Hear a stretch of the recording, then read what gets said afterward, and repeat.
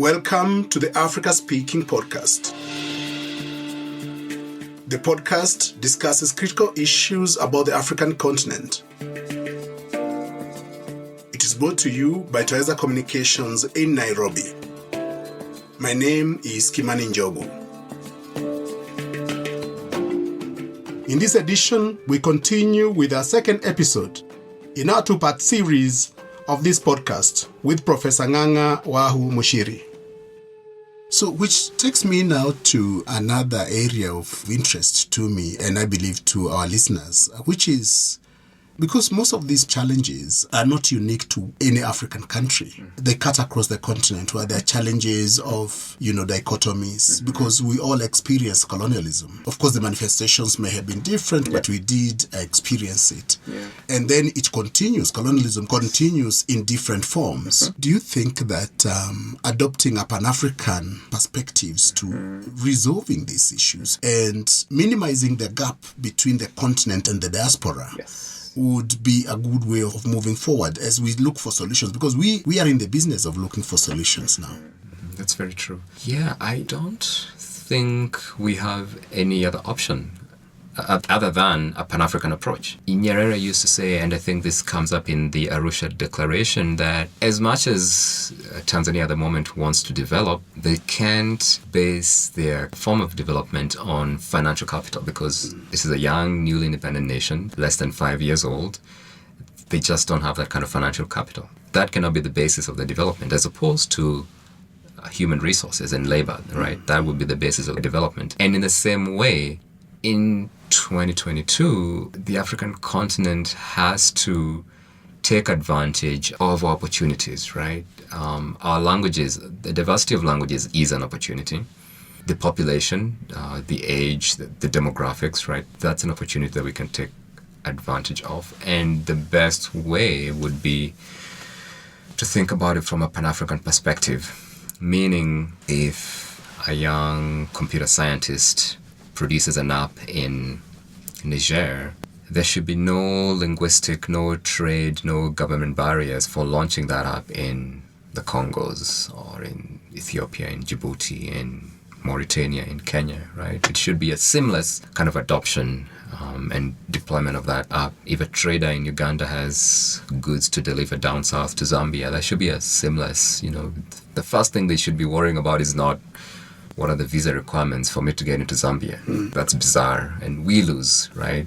The idea that to this day, if I want to fly from Nairobi to Burkina Faso, I most likely have to pass through Belgium or France or London. It's beyond bizarre. And we end up losing, right? That's the saddest part, that we end up losing on a lot of opportunities. So yeah, Pan-African approach, including the diaspora.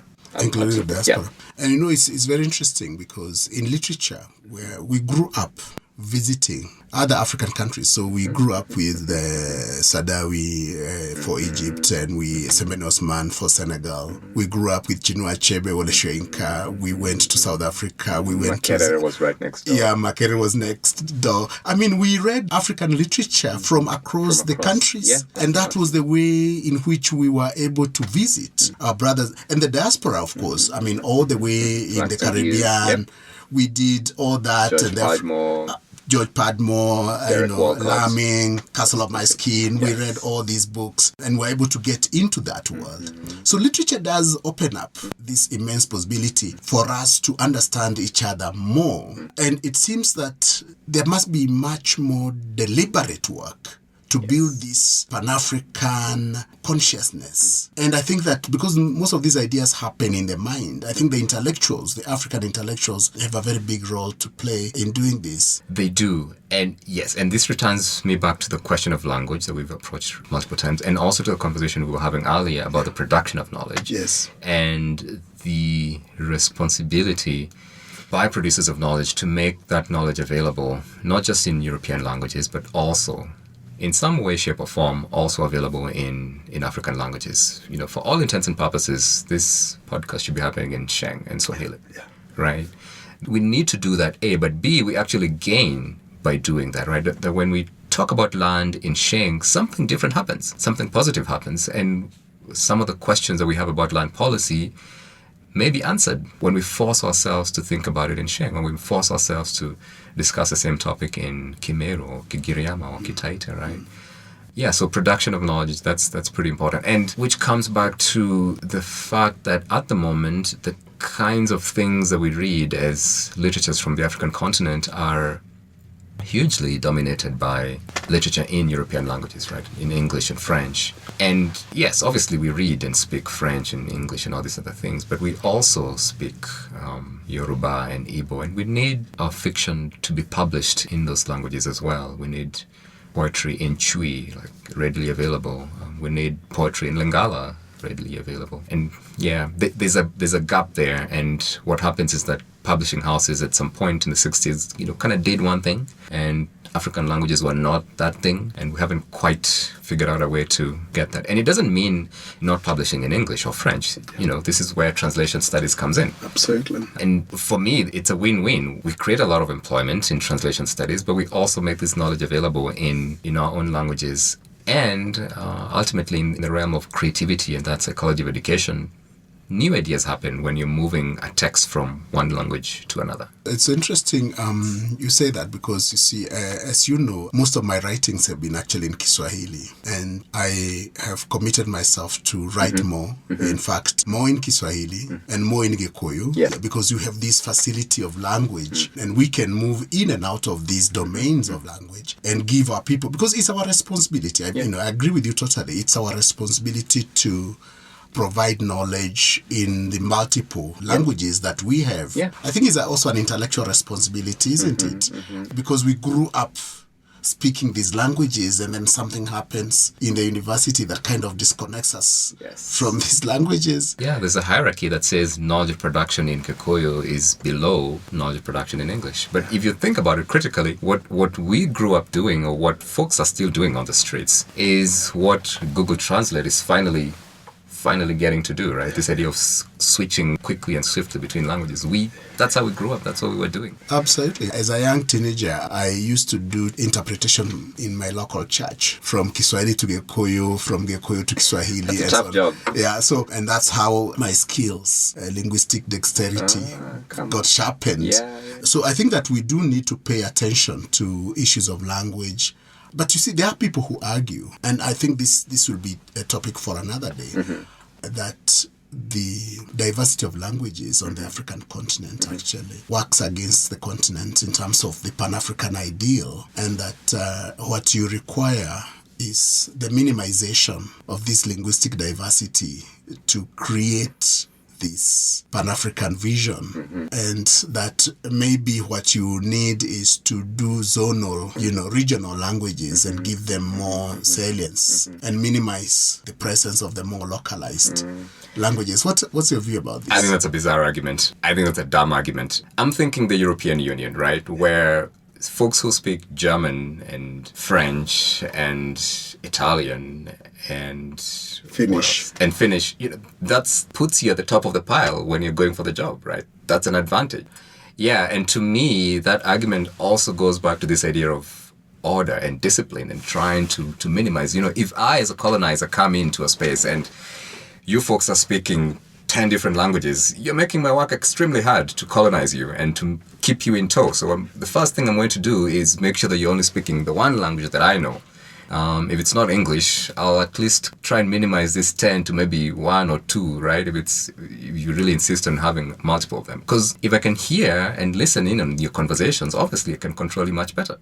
So there is that conquest part of it, but there's also this other thing that, 21st century education is about kind of this all-rounded, holistic, and knowing multiple languages is always an advantage. A, and B, I don't think we've ever fully figured out how many languages a young child can learn simultaneously. I think it's a lot. I think it's 5 to 7 plus, right? And the argument that we don't have the resources, or that we are confusing a child by speaking to them in 4 or 5 different languages is, I don't think we've ever figured that out. Kids can handle a lot of languages. A, and B, whatever else that child ends up doing, whether it's they end up being a computer scientist or working in media or working in space, I fundamentally believe that their facility in 7-10 different languages just massively improves whatever else they do, right? Whether it's in the humanities or the sciences or economic policy. So the idea that our languages are an impediment, no, that's bizarre. It's actually the opposite. Our languages are probably one of our best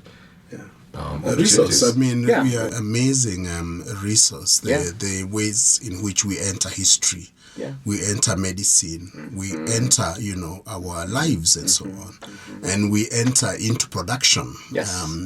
through our languages. So eventually, of course, and the humanizing nature of language itself, because it makes you human, because it gives you the facility to interact with others and so forth and so on in your terrain. And the stories that are held in each of these languages, they're numerous, they're immense. And we can take advantage of those stories in multiple different ways. Some of those stories would be useful in helping us convince a much larger proportion of our population to get the COVID-19 vaccine. Some of those stories may be really useful in getting us to encourage even more people to register their votes and show up at the poll during election day. Some of those stories may be what we need to change the way that we approach the justice system, right? How the police and citizens interact. Some of those stories may be exactly what we need to change our approach to, use of pesticides and herbicides while farming. Some of those stories may be the exact thing that we need to really get into planting trees and working positively towards, or even deconstruct patriarchy. We could in fact use those stories again from our community, so that instead of theorizing around patriarchy and power dynamics and so on in a fairly detached way, that our stories could be the ones that give us entry into the deconstruction. Absolutely. The deconstruction of sexism, racism, homophobia. I think all these knowledges exist, and so when someone says that we need to minimize our languages, what we're losing is opportunities to resolve all these challenges. Brilliant. Nganga, I know you're doing amazing work also on issues of digitization, and I would like to venture now into this work that you've been involved in, digitizing treaties and so on. What precisely is it? What is it that you're actually doing at the Ardhi Initiative? And if you could just also point to me how that relates to your other work in literature. It seems like they're two separate things, but maybe there is a connection and a bridge. Yes, there is a connection. As I was working through my PhD and onto my first book, Representations of Land and Landscape in Eastern and Southern Africa, the time frame for that particular book was the mid-1960s to 2015, 2020.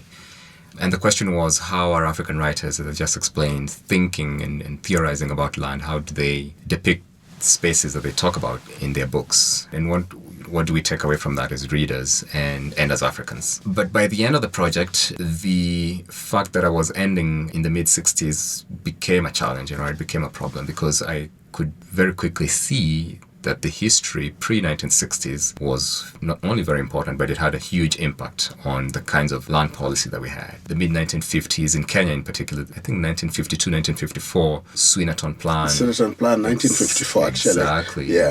That determines a lot of how land policy falls in the 60s, 70s and on to today. With all the titling and so on. Exactly, right? And there are similar examples across the continent. So I wanted to expand my kind of time approach. And I thought back to kind of the beginning of the colonial moment, the 1800s, 1820s, 1850s, and I wanted to explore what or how land featured, especially in that initial contact between colonial enterprises or missionary enterprises or European merchant enterprises with African communities.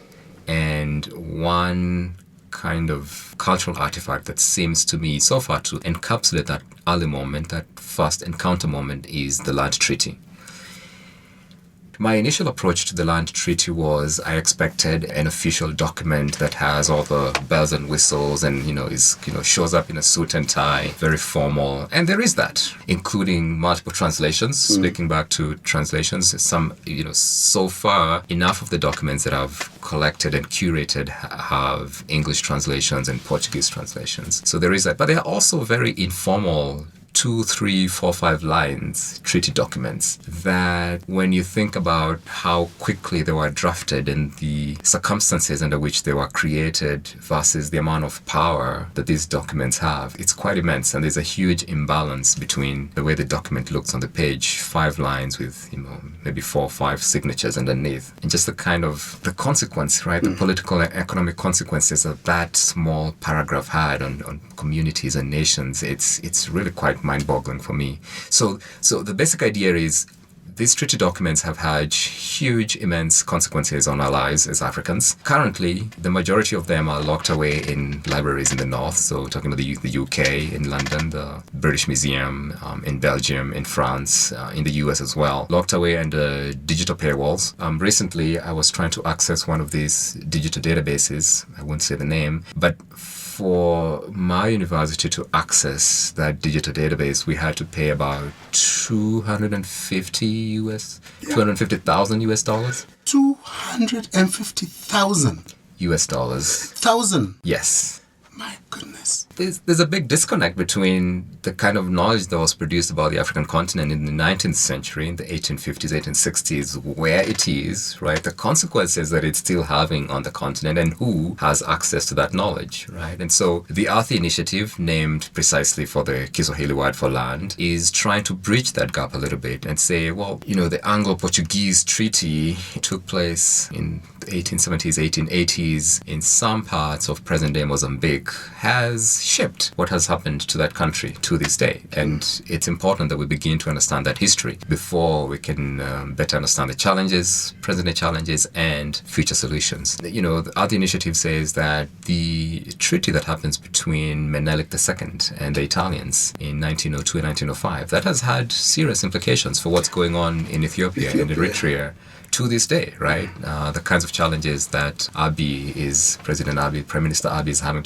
those are tied to these documents. So, wow. Yeah. I'm still in shock at the fact that, for us to access documents that relate to us and that have had such a fundamental impact if you think on about our lives, land, that we have to pay that level of. Yes. And even if you're accessing these for purposes of scholarship. Exactly. There's no free access. Some of them are housed physically at the Kenya National Archives. Yeah. There's a 70-volume produced by the British Parliamentary Papers, and they include land treaties.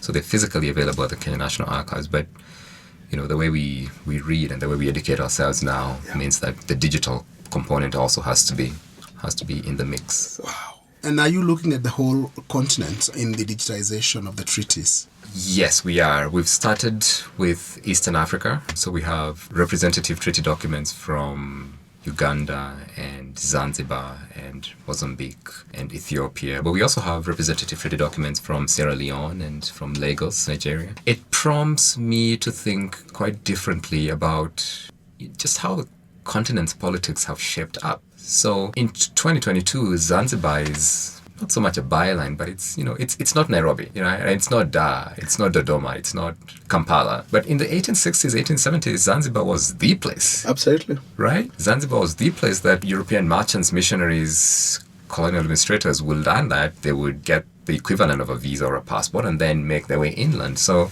I think we gain something by recovering those routes of history and seeing how returning back to a Pan-African moment, right, including these spaces into our imaginary.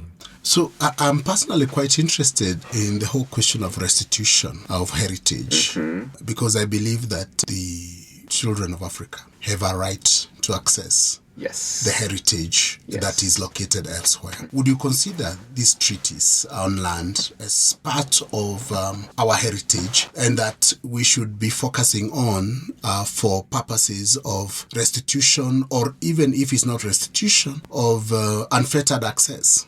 Yes, absolutely. Along with sculptures and paintings and the bronze masks and everything else that was looted from spaces such as the Ashanti Kingdom or Benin, colonial documents that were produced about us and often by us, meaning for the one or two colonial administrators to get to the space where they're sitting down and drafting this treaty, a huge number of indigenous community members have been part and parcel of that expedition. So the David Livingstones, they had porters who were carrying either them or their property. They had folks who were cooks. They had cooks, obviously. They had guides. Yeah. Our ancestors were part and parcel of these moments, and reclaiming these documents are not primarily authored only by the 1 or 2 European signatories who are on the page. They are authored by everybody else who was on that expedition. Again, thinking about these moments not from a dichotomy of I'm the one who's in charge and everybody else is expendable. The 1 or 2 European signatories would never have made it to that space without everybody else who's helping them along. So we recover our history in that way by looking at these documents. We recover our history by, again, looking at this, at the sculptures, at the bronze mask, at the paintings that have been secreted away for the last century or so in these spaces. And restitution isn't an argument by, the British Museum that anybody can come in, the members of the public can come in and see them, which is an often raised question that it's a public museum, anybody can come and view them without any understanding of just the onerous visa schedules that one would have to make. Assuming that you have the money to pay the air ticket and the time to do that. No, this restitution means these artifacts need to return home. And the treaties are part of our history. We generated that knowledge and so on. And I also think that the whole question of the responsibility of the global north on Africa to kind of rectify, and I think that this generation of scholars in the global north to put pressure really on their governments to release these things and make it possible for us who are located on the continent to be able to research and even just experience our history afresh. Because we have every right to experience that history afresh. We do. So again, I really want to thank you for the immense work you're doing, not just writing and teaching and researching, but also developing platforms that support the African continent in terms of retrieval of that which was lost at the moment of colonialism. Because sometimes the best innovations are inspired by the past. Absolutely. Yeah, so when we are denied that access to that past, then it becomes very, very difficult for us to even innovate because you have nothing to fall back on. Absolutely. We're starting from zero. There's a huge vacuum. Right? Which is why software goes from version 1 to version 20, because you're slightly improving what was there previously. Absolutely. But if you're missing 1 to 15, it's now impossible to do that. Absolutely. And I'm really grateful for the comments that you made related to language, because you do share perspectives that I hadn't also reflected on. And I think that we have this opportunity to look at language and the ways in which it helps us navigate and be able to do more than we are doing currently. So I really want to thank you, Professor Ng'ang'a Muchiri, for your insight. And I hope that we'll be able to have additional conversation when you are in Nairobi again. Yes, absolutely. And hopefully next time I can announce that the Ardhi Initiative has translations of these treaties into, and the languages. Yeah, exactly. I think that would be a good next step.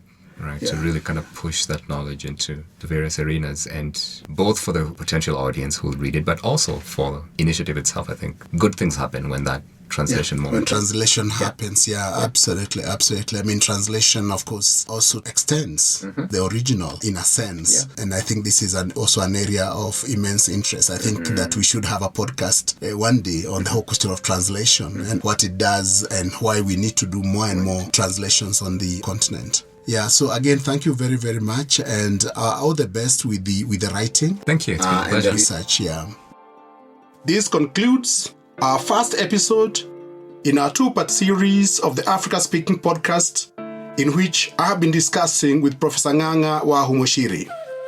Thank you for listening to the Africa Speaking podcast. Join us in our next episode, brought to you by Twaweza Communications. My name is Kimani Njogu.